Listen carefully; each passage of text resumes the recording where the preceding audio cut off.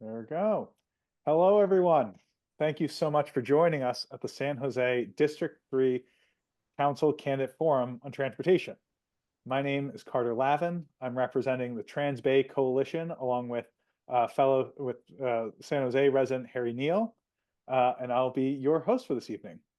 The Transbay Coalition is a grassroots public transportation advocacy group which works to make Bay Area communities and the region easier for everyone to get around affordably and sustainably.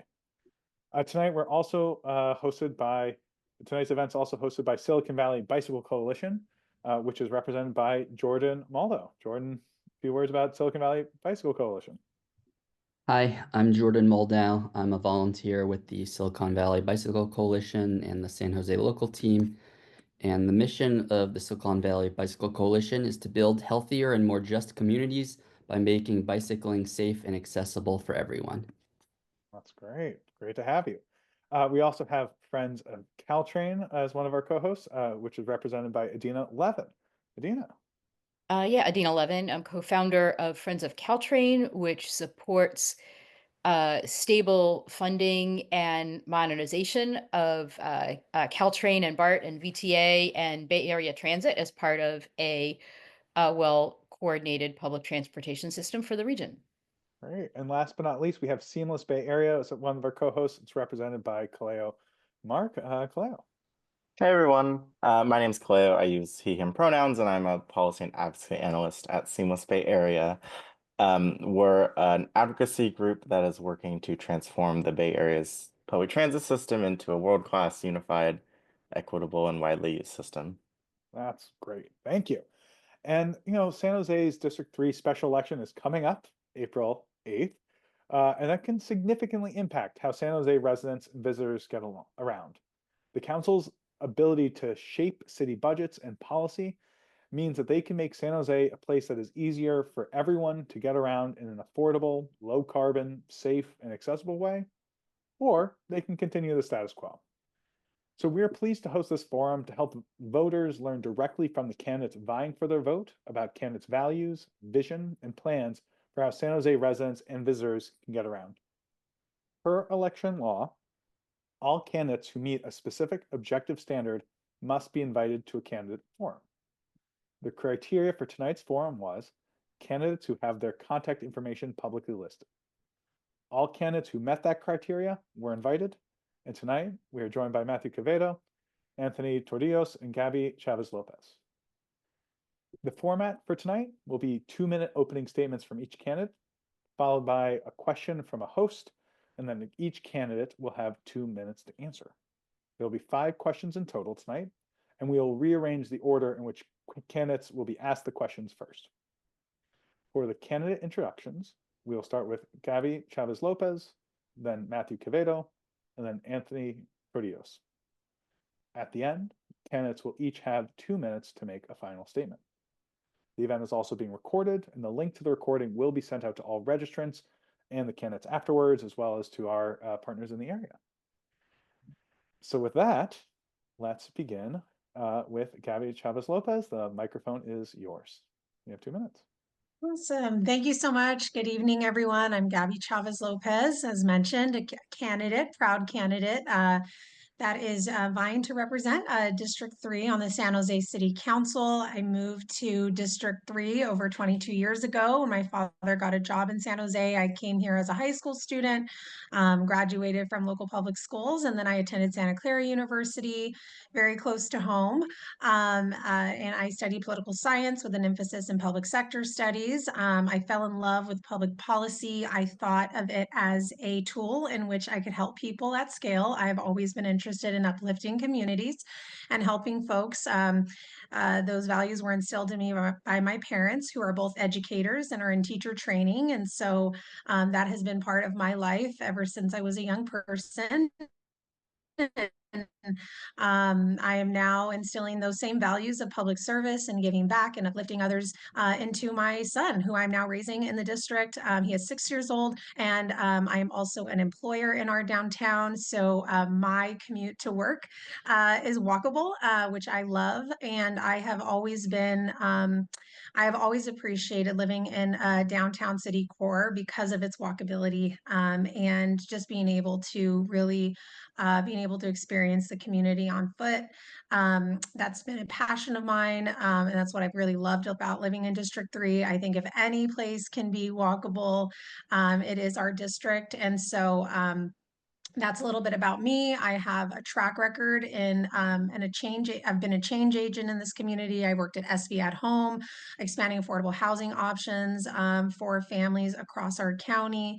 I was a leader in the Measure E campaign, which has now generated over $100 million in affordable housing funding for our city. And I have also, in my current role as the CEO of the Latino Coalition of Silicon Valley, been dedicated to providing workforce opportunities to thousands of Latinas. So thank you so much. That's wonderful. Thank you very much. Matthew Quevedo. Hey everyone, thanks so much for having us tonight. My name is Matthew Quevedo. I'm born and raised in the city of San Jose. Grew up in the southern part of the city, a very car-centric area of our city. And so growing up, I come to love transportation and got involved very early on to ensure that every neighborhood across our city and across our region had an equal access to the high quality of life that they deserve. I grew up in the Seven Trees and Vista Park communities of South San Jose, where I saw just a dichotomy and a disparity between the two neighborhoods that I wanted to ensure that every neighborhood had access to the same types of services. In that work, I've been involved in a number of great organizations, such as the Silicon Valley Leadership Group. And during that time, I was proud to be a transit advocate through many of them. From 2016 to 2020, I participated in every major transportation measure, and some of them were sales taxes, to help ensure we're expanding transit options across our valley. In 2016, it was Measure B. Very proud to partner with many of the individuals here to make sure that half-cent sales tax is bringing BART to Silicon Valley and ensuring the electrified Caltrain were able to proceed. I finished that off by helping work on the 2020 Measure RR campaign, and was proud again to partner with many of the individuals here to provide stable funding for Caltrain, and something we need desperately right now, especially as partners at the federal government are starting to get out of the business of helping support local transportation. I want to make sure I'm fighting for that as a District 3 council member, which is in the heart of our city, where many residents use transit, or whether they bike to work or walk to work, or use other modes of transportation. I want to ensure we're building a San Jose that is well connected by the great transportation options all of us have been fighting for and funding. So I look forward to the conversation tonight. Happy to talk more about my platform, but very much focused on this transportation forum tonight. Thank you. Great. Thank you so much. And last but not least, Anthony Tordillos. Hello, everyone. Thank you for having us here today. Excited to talk to you all about sustainable transportation. Access to public transportation is a huge part of why my husband and I chose to move downtown to begin with. I love taking BART whenever I need to go up to the city or catch a concert in Berkeley, and I love taking electrified Caltrain when I'm commuting up the peninsula. My name is Anthony Tordillos, and I'm an engineer, a planning commissioner, and a neighborhood president here in downtown San Jose. And I'm really running because I want to be a council member that you all can count on. I've spent a lot of time out at the doors the past few months talking with voters, and it's very clear from those conversations that many folks in our community have lost trust in their local government. I think that's in part due to the scandal that led to this vacancy, but it's also because folks are just not seeing the progress that they expect on the issues that matter most to them. Housing is still much too expensive. Too many of our neighbors are living without shelter on our streets, and too many people just don't feel safe in their own community. I'm running because I want to help to bring a new approach to City Hall that combines data-driven decision-making with a strong emphasis on community outreach in order to treat all of these issues with the urgency that our residents deserve. To give you a little bit more about my background, I grew up in a working class, low-income family in Washington State, and growing up, my family relied on programs like disability insurance to get by. So I learned at a very early age how important it is to have a government that works. Thanks to the power of social safety net programs and quality public schools, I was able to become the first person in my family to graduate college. And after college, my husband and I moved out to the Bay Area in 2014. I currently represent District 3 as chair of the San Jose Planning Commission, where I've advocated for policies to improve affordability, prevent displacement, and promote the development of walkable, vibrant, mixed-use, transit-oriented communities. I also serve as president of the South University Neighborhood Association here in downtown, where I've worked to bring folks together to clean up our streets and invest in public art projects. So happy to be here today and excited to talk about some transportation. Thank you. That's great. Thank you very much. And so for the first question for the candidates, we'll go in order of Matthew Quevedo, then Anthony Tordillos, and then Gabby Chavez-Lopez for the first question from the Transbay Coalition. Cars are the second highest household expense after housing, and transportation is the largest source of carbon emissions in the city, in the region, and the state. If elected, what would you do to make San Jose and District 3 a better place to get around affordably without a car? And that goes to Matthew first. Let me spell it. Perfect. Thank you so much. Yeah, it's a lot of it's about what I've been doing. I was proud to champion many of the measures from 2016 to 2020 because I wanted to get San Jose away from that car-centric city that we became. It's scary to think in the late 1800s, early 1900s, San Jose had an all-electrified trolley system that ran beautifully from Alum Rock to downtown to up the Alameda. We tore that out, sadly, because we thought, hey, you know, this great invention, the bus has been created, and gas-powered cars, let's make sure we're making room for those and expanding our road options. I don't want to go back to that kind of thinking. I want to make sure with the investments we've made, whether it's through Measure B or many of the measures, Santa Clara County, in fact, is one of the first self-help counties in the state of California. It is the first self-help county that decided to start taxing itself to provide for local transportation need. It's funding our transit operations like our bus system, and we need to continue to support that kind of measures to bring great transportation to the valley. So what I would want to do is with all the investments we made, I want to continue, of course, fighting to bring BART to Silicon Valley, knowing that connection is going to get tens of thousands of new riders onto the system and out of their cars, something that we've been promising voters since 2000 and something really Santa Clara County missed out on in the 1960s when that technology was being brought to the Bay Area. I want to make sure we're advertising and supporting the electrified Caltrain that all of us are paying for, and that is one of the best systems in the United States, and ensuring we're getting people out of their cars and incentivizing for them to get onto that mode of transportation. How can we do that? We can make sure we're utilizing the important bus lines and other lines that exist here in VTA and better connecting residents with through better bus lines and more frequency to get them to Diridon Station and other connectors like the Berryessa Station where folks can pick up at BART. By expanding the resources we've invested in, we can make sure people are getting out of their cars and onto good transit. Thanks for the question. Great, thank you. And then so Anthony Tordillos, you're up. Thank you. Hugely important question. If you look at greenhouse gas emissions in San Jose, about 50% of them come from the transportation sector. So if we're going to meet our climate goals, we need to be prepared to invest heavily in transit. I think that really starts by making sure that we bring down BART downtown on time and as close to under budget as possible. It'll be really a generational investment that will do so much in terms of public infrastructure to connect folks to economic opportunity and mobility here in our downtown community. Also, we need to make sure that we are looking broader than just BART, really executing against VTA's aspirational 2050 plan, doing things like speeding up light rail downtown, where it is currently, fairly slow, so that we can make it more appealing to riders and to help to drive ridership, as well as expanding coverage of our bus network, investing in targeted improvements, things like skip queues and transit signal priority, so that we can speed up bus service and speed up headways as well. So again, make transit more usable for more folks.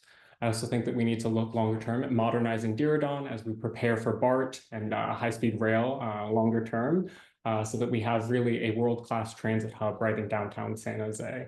I think a huge part of transit and making transit successful is also thinking about land use. We can see historically that with investments like our VTA light rail network, we have not done a great job of really maximizing the land use adjacent to our stations, and that's had a long-term impact on actual ridership numbers, since there are not necessarily hubs of activity next to a lot of these stations to help drive ridership. If we can maximize our land use policies to help drive ridership, that'll be great for increasing ridership, obviously, but that will also then turn around and help to increase the fiscal health of VTA. Finally, I want to make sure that, especially here in downtown, we are focused on building walkable neighborhoods and investing in our downtown bike network. That way, everyone in our community has access to a safe and accessible means of transportation that doesn't rely on a car, regardless of age or ability level. Thank you very much. And then Gabby, the question's to you, me. Yes. Thank you. So as a CEO of a nonprofit agency, I think a lot about people and how people are responding, right, to all of the options that are in front of them, and how do we motivate, marginalized communities, especially low-income communities, to be able to see the intersections, right, in making choices in their lives that are not only going to, one, impact their wallets, right, but also are good for the environment. And so that's something I've been really dedicated to as a leader of the Latina Coalition. We have fought for, BART extension. Going to Eastridge, we were a really strong voice in that conversation to make sure that transit is connecting people to jobs and transit is connecting people to opportunities. And so I think that the conversation needs to meet people where they're at in terms of making sure that we're investing in really smart, like people-centered infrastructure and policies. And what I mean by that is really being able to encourage folks, like from a cultural standpoint, to really get out of their cars and have that be conveyed by trusted messengers, like organizations like the Bicycle Coalition, like organizations like Latino Coalition and others, to see how we can start to shift culture, right? And we can partner with those organizations. We can partner with schools to really incentivize transit use. And also awareness campaigns. So I think that making sure that people are centered in those conversations and their daily lives is really, really important. I also think that a lot of the work that I've done around transit-oriented development to bring folks closer to transit to where it makes sense and it's accessible, I think is really important, working with developers even to provide those services to folks. I remember when I moved into Villa Torino, this 20 years ago, they provided us a free pass, right? And so it encouraged a lot of that ridership. So I think centering people in those conversations is going to be really important. Thank you very much. With that, I'm going to pass the mic to Jordan of Silicon Valley Bicycle Coalition. Jordan. Thank you, Carter. My question is, City of San Jose data shows that between 2019 and 2023, D3 had over 4,800 crashes, the highest in the city, and 200 people who were killed or seriously injured, the second highest in the city. Pedestrians, people with disabilities, equity priority communities, and older adults are especially vulnerable. How do you plan to support efforts to eliminate traffic fatalities and serious injuries? And for this question, we will be starting with Anthony. Thank you. This is a topic that I'm very interested in. It's interesting. San Jose was one of the first major cities in the country to adopt a Vision Zero policy. But if you actually look at the data and the city's track record since that policy went into effect about a decade ago, traffic fatalities are just as high as they were back when that policy was enacted. So I think we have a lot more to do here. There's been some promising signs with investments in growing San Jose's downtown bike network, as well as rebuilding complete streets with a focus on safety. But I do think that there's clearly much more to do here. I'm excited about some new tools in our tool set here from the state, like expanding speed camera usage and red light cameras to help encourage safer driving. But I think at the end of the day, we need to be kind of laser focused on physical infrastructure that will slow down traffic, discourage dangerous driving, and make our streets safer for all vulnerable road users. I think that starts by looking at traffic calming and also looking at ways that we can make these solutions scalable. Last year, I was excited to be awarded a grant from the Knight Foundation in 880 cities to pilot some quick build traffic calming solutions in my own neighborhood, because I think if we really look at the cost associated with permanent builds for traffic calming, the city just doesn't have the funds to work quickly enough to increase safety of our streets across our entire city. So I'm focused in on scalable solutions that will then be able to empower individual neighborhoods to invest directly in the safety of their neighborhood streets. Along with that, I think that we need to look at growing our downtown bike network and looking at connectivity of that network, making sure that there aren't gaps that put riders in dangerous situations, and really taking a data-driven approach where we can invest in safety corridors based on traffic incident data so that we can show folks that we're able to actually move the needle on traffic safety and fatalities and start to get people out of their cars feeling like they will actually be safe, choosing to take non-car alternatives. Thank you. Thank you, Anthony. And our next speaker is Gabby. Yes, thank you. Yeah, as I've been out walking and talking to neighbors outside of the topic of homelessness, which is obviously a very important one, I think a lot of the conversations that I've had and really things that make people feel unsafe in their own neighborhoods have been traffic accidents and the speeds by which cars are traveling, obviously through neighborhoods. And like I said, as a mom, I'm raising my son on 3rd Street. I very freaked out about how fast people were going. And so I think even looking at, as Anthony mentioned, I think really looking at data, because I know that there are some crosswalks that folks have said, or intersections that they're like, there are 3 accidents happening in one day.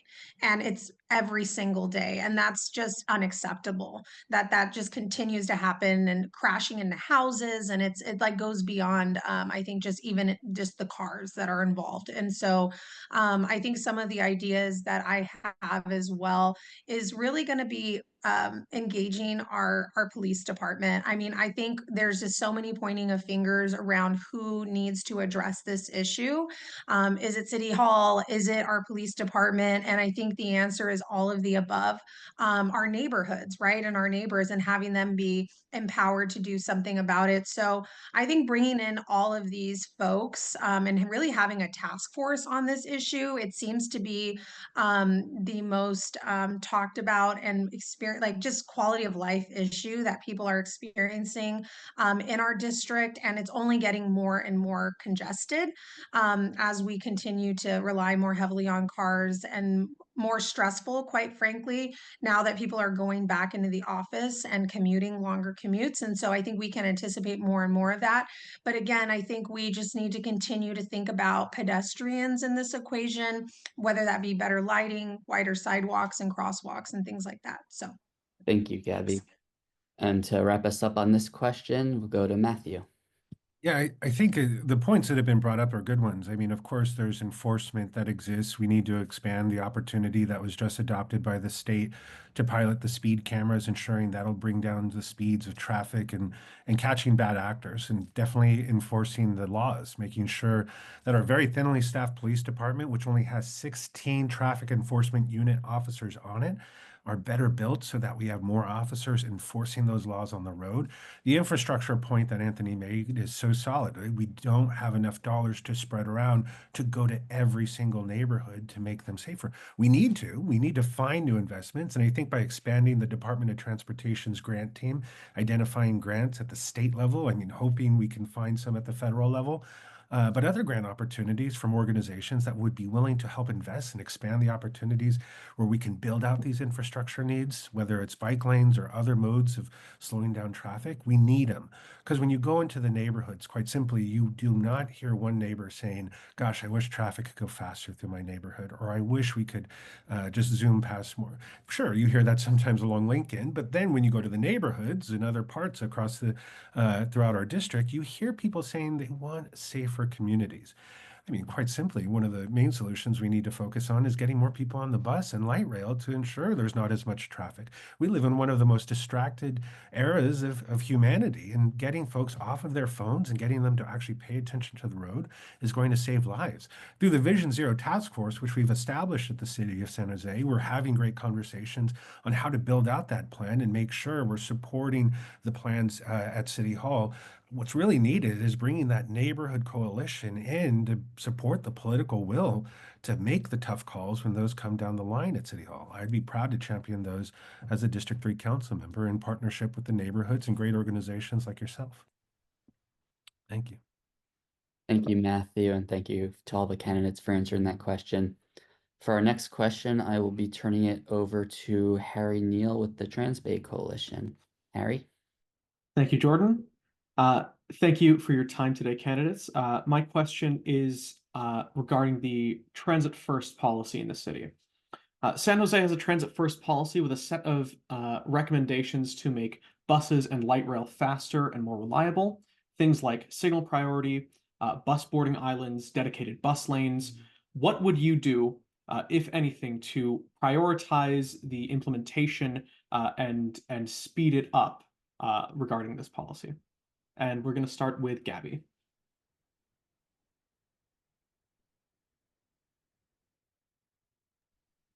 Apologies on that. I'm in someone's home. I just had a meet and greet, so not in my home.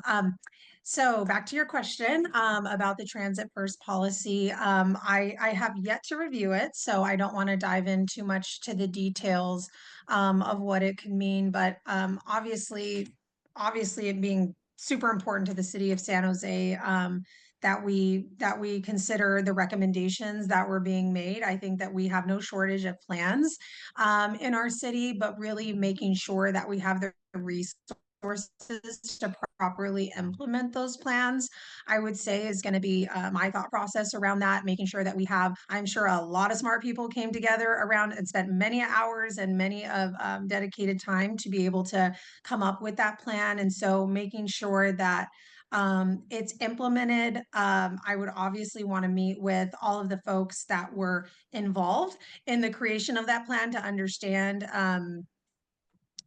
what were their intentions and what were the goals behind it, and in terms of when we do have a budget shortfall like we do, what can we prioritize out of that plan that would make the most impact in the short term. So I think that's how I would approach it.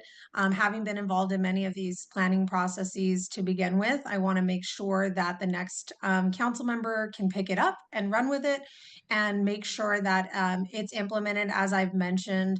I think that, making sure that D3 is the testing ground, the pilot ground of any sort of, transit first model, it would be of utmost importance, and making sure that, just educating myself on, again, all of those deliverables. But I am, as somebody who is very much focused on implementation of plans, making sure that the feasibility makes sense, because the last thing you want to do is try to implement something and then not have the proper resources to do it and then just say, oh, it didn't work. And I wouldn't want that to happen.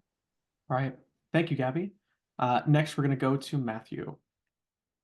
Yeah, it's a great question, and I think what we really need is the political will. And the political will is founded by getting neighborhoods to participate within the discussions happening at City Hall and helping be a part of the discussions that will bring about the changes we need. Downtown San Jose District 3 has been very, very forward on innovative plans, such as our bike plan and our transit plans, where we do have bus islands, we do have great bike lanes throughout downtown. It was a first for many of these items, and making sure people are to push to get onto transportation. The unfortunate side is when a lot of these plans are discussed and to push forward at City Hall, the neighborhoods tend to resist them. They are hesitant to implement them, and largely because they're afraid of what the changes are going to bring and unaware of what kind of benefits can actually come from many of them. We want to make sure that the neighbors are partners in all of these conversations, which is why, as the Deputy Chief of Staff to Mayor Matt, working alongside the many neighborhood associations across the city, especially those in District 3, I've been working with neighborhood associations to be more plugged in and build that bridge between City Hall and our community so that they're participating more in the conversations and not being as hesitant to implement plans that we need to push forward.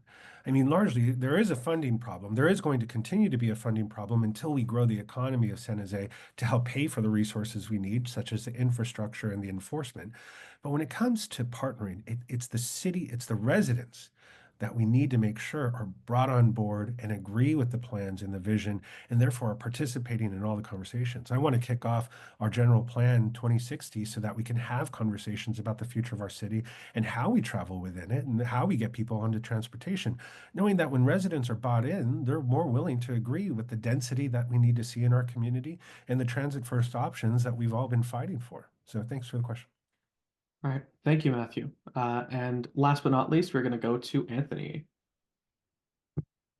Thank you. I would say that to start, we really need to look for opportunities to have synergy with other programs that the city is already doing. So, for example, the city is in the process of repaving all of our city streets. If we can look at this as being able to piggyback off of those efforts and rebuild some of these streets with more focus on safety, speed, and transit accessibility, I think that that can help us to optimize our efforts and really move more quickly and more efficiently. Another opportunity here is to look at the intersection between land use and development and transit first policies.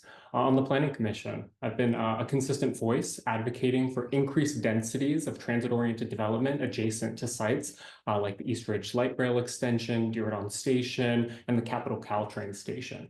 So that is, again, an investment that over time will help to drive ridership and encourage more people to utilize transit in our city. Keeping on theme with development, I think that it's also important to look at transportation demand management plans here. You know, San Jose was one of the first big cities to remove mandatory parking minimums. So now as developers look to build less parking in a lot of these developments, they have to actually put together a plan for how they're going to accommodate ridership on their developments.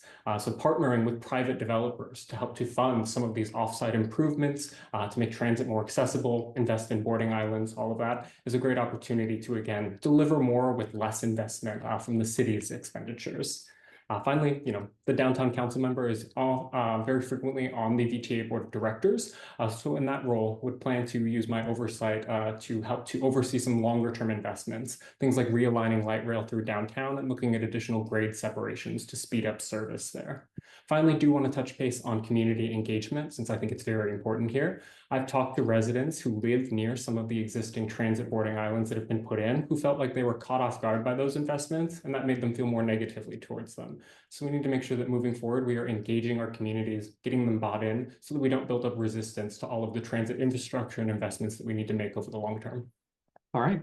Thank you, Anthony, and thank you everyone for those answers. Next, we're going to move to Adina. Yes. And there are a couple of segues from things that were mentioned in the previous question about funding and finance, and also serving on the VTA and other boards. As the previous candidate said, San Jose City Council members often serve and in this district serve on VTA and regional transportation boards, on agency and MTC. Unfortunately, the regional agencies that serve San Jose, Barton and Caltrain, are facing financial shortfalls, which could lead to service cuts in 2027 as federal funding runs out. And meanwhile, as folks have mentioned, VTA has a strong visionary network plan to increase service, but does not have the funding to increase and speed up service. So what actions would you take and support to ensure that transit serving San Jose and D3 continues and improves? And we'll start this question with Matthew Quevedo. Thanks again. Here we go. Yeah, like I said, I've been proud to partner on many of the measures that are funding transit operations right now. Very proud of the items that were included, such as the No on 6 campaign, which stopped the repeal of the gas tax, which is providing a lot of revenue for transportation options. What's needed right now is for us to get the state to help support the Bay Area Transit. We saw at MTC recently, there was polling conducted on future transportation measures and the opportunity to find new revenue mechanisms to bring in the dollars to help save transit. Unfortunately, Santa Clara County, in the area that we represent, wasn't polling above water, which excluded our county from many of those conversations on whether or not a transportation measure is needed or desired for the Bay Area. The sad thing is that Santa Clara County is where a lot of the money is and where a lot of the votes are. So it'd be difficult to move forward with a regional measure that excludes Santa Clara County from the conversation. The part right now is that San Jose needs to show that transit can deliver. That'll help Santa Clara County be more bought on to future types of measures like that, knowing that over the past several decades, Santa Clara County residents and San Jose residents have taxed themselves multiple times, almost every single decade, to provide new revenue sources to bring in dollars, whether it's bringing BART to Silicon Valley, supporting Caltrain operations, supporting ACE operations, or the bus service and other modes of transportation. We've taxed ourselves many times. We now need to deliver. With electrified Caltrain, we need to celebrate those wins and making sure residents are enjoying the benefits of that transportation source. But right now, we really do need to buckle down, deliver on service, and make sure that the state is helping support, knowing the federal government is not probably going to be a fair partner over the next 4 years for transportation throughout the Bay Area. Once we're delivering and we're making sure we're sending a clear message that transportation is needed and important to voters again, we can start having those conversations again about potential measures. Thank you. Thanks. And next in queue is Anthony Tordillos. Thank you. Yeah, these next couple of years are going to be really critical to make sure that we are avoiding a fiscal cliff that could really result in severe service cuts across, Caltrain, BART, all of our major transit systems here in the Bay Area. I think it's interesting that if you look at some recent polling, electrified Caltrain has proven to be very popular with riders. We're seeing ridership increase, and folks are very supportive, and they feel like they've gotten a return on an investment with electrified Caltrain. And there is some polling that also shows an early degree of support for a potential 2026 ballot measure to fund transportation improvements and prevent service cuts. I think all of this just really speaks to the fact that if we can show residents that there is a plan to actually deliver value and improve their lives with investments in transit, that folks will be more inclined to actually fund those investments. Longer term, I think that the VTA also needs to look at things like transit-oriented development as a means of increasing revenue here. And they can do that in a couple different ways. VTA has already identified about 28 sites throughout Santa Clara County where they think that they can build transit-oriented communities. And the ground leases and other ways of raising revenue that transit-oriented development will help to enable could provide up to $60 million a year of revenue by 2040 by VTA's current projections. So that can go a long way towards supporting existing operational shortfalls and really safeguarding the longer-term health of these agencies. At the same time, increasing transit-oriented development will also help to drive ridership along these networks, which will in turn help to increase fare box recovery, and again, just make all of our transit agencies more sustainable over the long term. Finally, as Matthew said, we need to look at partnerships across the state and the federal level once we have a new administration to really secure some of the much needed capital funds to make some of those big bets in the 2050 plan for VTA. Great. Thank you very much. And we'll hand over to the next and last question. Great. I cannot read, and with last speaker. with profuse apologies for my reading skills here, want to hear very much so from Gabby Chavez-Lopez on this question. Yeah, no worries. So I look at it through the lens of when times are tough, right? And I think that when I think about expanding, transportation funding, I think we need to make the case and we need to really be advocating for that. It's not just about moving people around. It's about creating jobs. It's about fighting climate change. It's about looking at these intersections of building a stronger, more connected San Jose that is affordable to move around in. And I think that we need to bring and build coalitions if we're going to be able to get a lot of these things done. And the most productive coalitions that I've seen be built around measures and around is really looking at bringing folks to the table that are likely and unlikely allies in some of this. And I think that D3 council member serving on VTA or MTC or any other regional board needs to be that champion for San Jose and really listen to experts and engage in the community. And I think that making sure that we're engaging, transportation planners, we're engaging climate experts and transit riders to ensure that investments are data-driven and equity focused. Is going to be really key. The world has changed a lot since the pandemic, and I think we need to reassess some of those goals and some of those investments. And so making sure, again, that the community always has a seat at the table, because that ultimately is our future ridership, and making sure that they're part of those designs post-pandemic and post, working from home and all of these things is going to be really, really important and key in the approach. As mentioned, I think that those relationships and the network that that we have with the federal level. I haven't completely let go of my all hope because we have worked under challenging administrations as a nonprofit agency. I have as well. And so still going after, those different transportation grants that might be bipartisan in nature, that could be around infrastructure or that could be around federal transit funding initiatives, I think is important. So working with the county and the state as well is going to be key. All right. Thank you very much. And for the last question, before we get to the closing statements, we'll hand this over to Cleo Mark with Seamless. Thank you, candidates. I think a lot of the points that you guys picked up on or talked about were about building coalition and engaging with community members. And one point of consensus is that the city of San Jose has voted to support seamless transit principles. These are a set of 7 principles supporting a well-coordinated transit service among VTA, BART, Caltrain, and the 24 other Bay Area transit agencies. This includes coordination of fares, like free transfers, and also an all-agency transit pass, schedules, signs, and options to easily get around and to transit.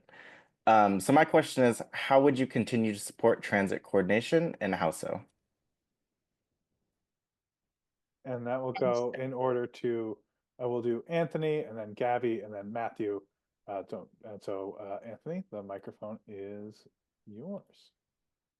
Thank you. I think one of the most important things to start here is just making sure that we have leaders who actually leverage and use our public transportation systems. You can't really have a perspective on how to improve something that you've never experienced. So I'm proud to already take public transit across a number of different agencies. And I think it's important that whoever steps into this seat and also into a future, board of directors position on VTA actually has experience navigating these systems and running into some of the pitfalls that our current riders experience that really make these systems unnecessarily difficult to use. I think that can help to enforce and inform implementation of some of these seamless transit principles and really make sure that we are keeping our eye on the ball in terms of continually evolving and improving that ridership experience so that folks have a world-class transit experience here in the Bay Area. Obviously, as a member of the board of directors of VTA, would continue to keep an eye on ways that VTA can collaborate with other partnering agencies to increase, visibility of wayfinding, fare transfers, all of the principles that you already mentioned there, to really improve the rider experience. Also important to look over the longer term at governance reform. Are there ways where we can look at making these agencies talk better with one another, operate more efficiently, potentially share resources as a means of both improving the ridership experience, but also improving the governance structure to make sure that we're operating sustainably over the long term? Thank you.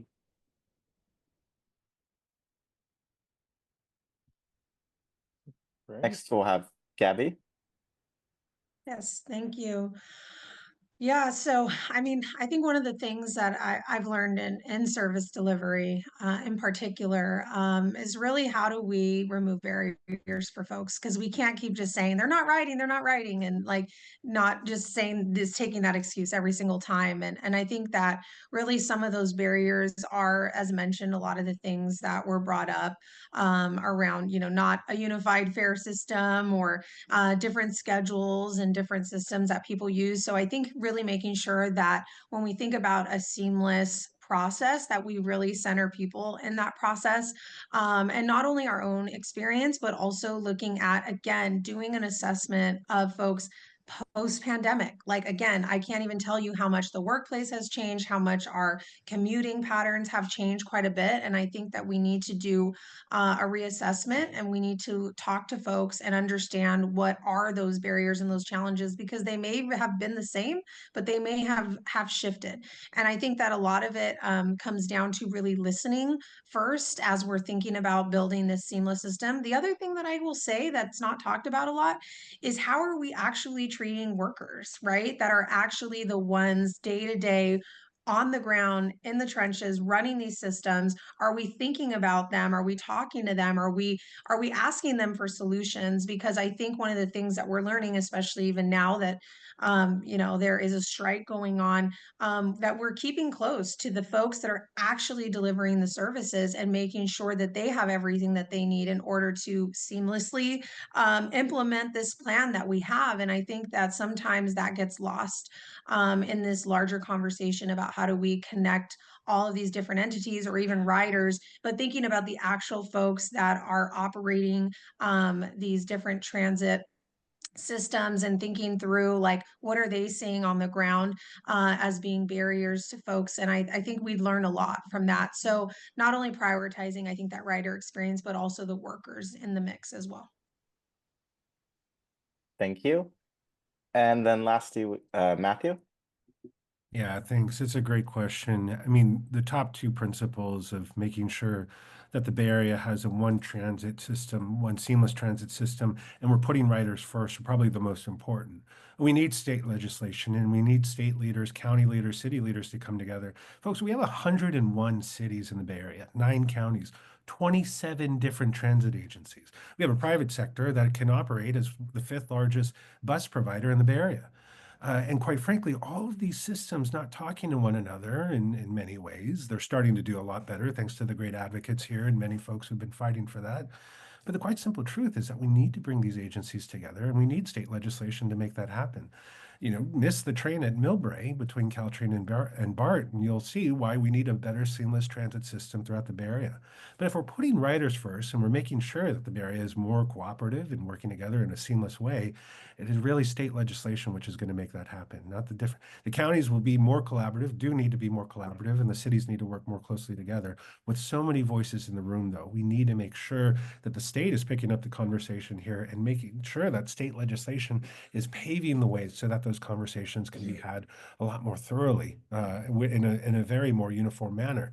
I think that's going to take some boldness, some political will, and very frank conversations on the future of transit and transportation. But to reduce greenhouse gases, to get people out of their cars, and to enhance our modes of transportation that are going to help us in all these ways, the quite simple truth is we need to have very tough political conversations on the future of transit and transportation. You all have been doing the Lord's work and taking the conversation there. The next step is making sure we have great legislation to bring us all together and make sure we have a more unified system that's connected with one another, that can use one form of payment for each system, and that is timed so that people can use transportation to get from San Jose to San Francisco to the North Bay to Oakland and back home. That's the simple truth. We need the political will and we need legislation to make it happen. Thank you. Thank you, candidates. And I will pass it back to Carter to wrap us up. Well, thank you all so much for answering these questions and for joining us this evening and for sharing your visions and your values. Transportation touches every voter every day, and our region depends on transit, as the VTA strike reminds us of going on right now. And so before we close out, we'd like to invite each candidate to provide a 2-minute closing statement. We're going to go in the order of Gabby, then Matthew, then Anthony. But yeah, let me cue you up, Gabby. 2 minutes. Close us out. Awesome. So San Jose obviously is at a pivotal moment. I think we all can feel it. And really, I think the choices that we're talking about today are really going to be defining our city's future for generations to come. And so I think a lot about the future as a mom that's raising my son here in the district, as someone who's been a longstanding advocate. So I've been in your seat. I have built coalition. I have spent decades bringing people together and fighting for the resources that communities need most.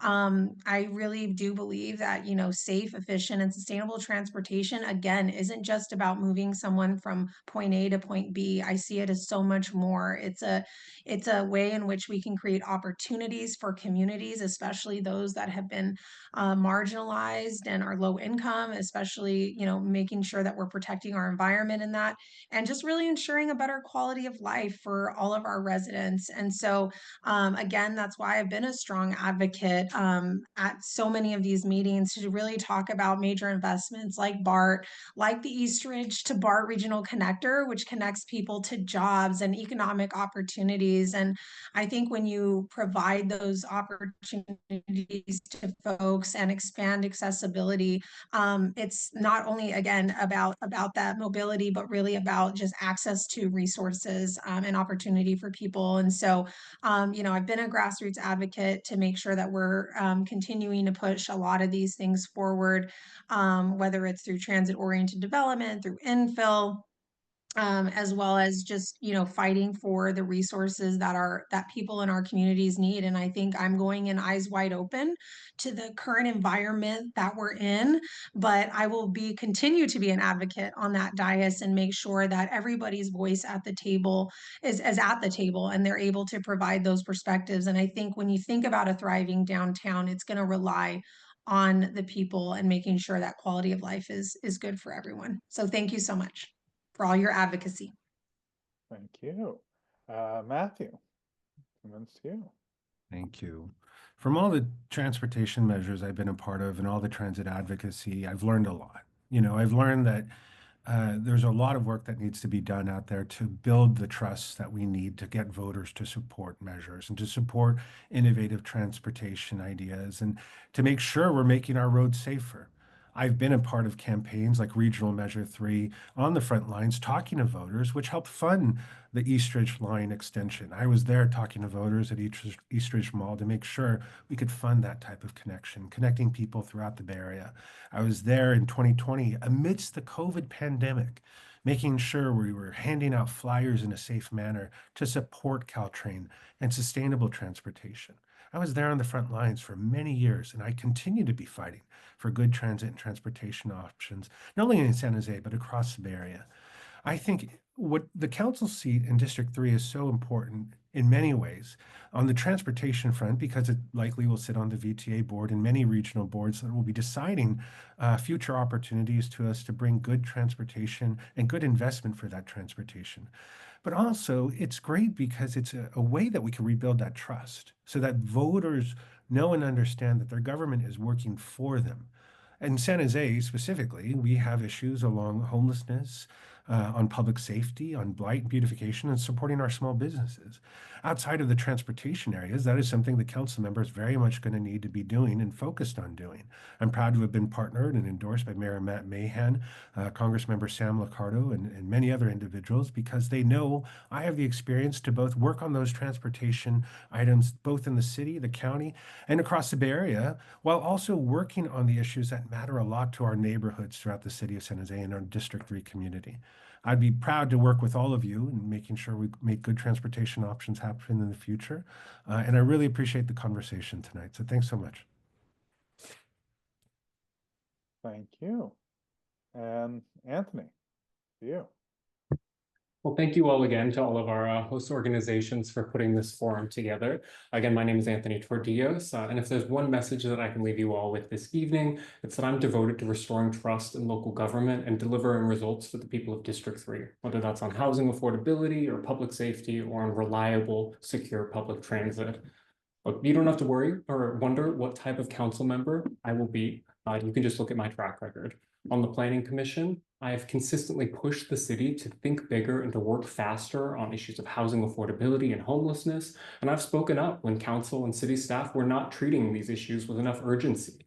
As a neighborhood leader, I've heard concerns about blight and safety and trash, and I've worked to bring folks together to clean up our streets and invest in public art projects. On City Council, I'll continue to be a leader that will push our city to do more for our residents and make sure that every neighborhood in our community has a seat at the table. I am proud to have earned the endorsements of the Santa Clara County Democratic Party, civil rights organizations like Equality California, members of organized labor like Operating Engineers Local 3, and environmental groups like Run on Climate. I will be a council member that you all can count on to go to bat for you and your families. Finally, I just want to say that as of today, ballots are officially out in the mail this week. So I encourage you all to vote if you are residents of District 3, or to talk to folks that you know in the district to make sure that they are going to turn out and vote. We know that special elections tend to be very low turnout, so it really is incumbent upon all of us to make sure that our community gets out there and makes their voice heard. With that, I'll just say that I hope you'll visit my website, anthonyforsanjose.com, to learn more about my background and my stance on all of the other issues that we didn't get a chance to talk about today. With that, thank you and have a good evening, everyone. Great. Thank you so much, Anthony, and the other candidates, Gabby and Matthew, and the co-hosts for the evening, Friends of Caltrain, Seamless, Silicon Valley Bicycle Coalition. And thank you all for tuning in. We will be sending out the recording both to our lists and our partners and the registrants, as well as to the campaigns. We'll be sending you all out invites to future events. So we look forward to seeing you, whether that's at the picket lines or on the picnics that we're doing, or all sorts of activities that we got coming up. And so thank you all so much for tuning in. I hope you have a great time, and best of luck. Don't forget to vote.